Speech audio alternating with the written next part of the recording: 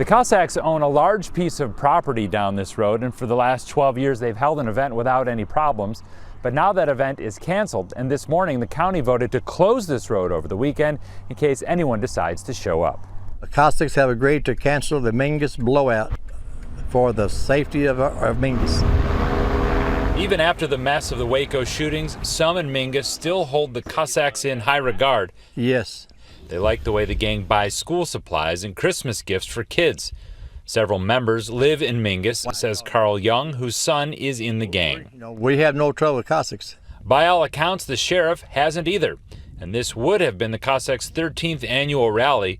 But he is not willing to see if that relationship holds, especially since sources tell News 8 that affiliates of the rival Bandito gang from 5 states are now riding toward Texas. If Waco's not enough to convince you that we've got a problem, I don't know what it's going to take, and I don't want it to happen here. The sheriff asked for the gang's assistance and got it, but he says local hotels were prepared to cancel reservations, leaving bikers with no place to stay.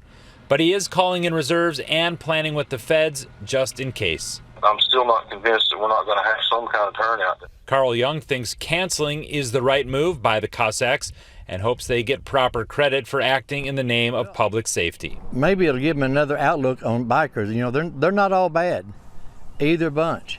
The tension between the Cossacks and the Banditos is over control for the state of Texas. Incidentally, Young's son, who is a Cossack, was hit in the head with a hammer at a Palo Pinto gas station back in March by a group of Banditos.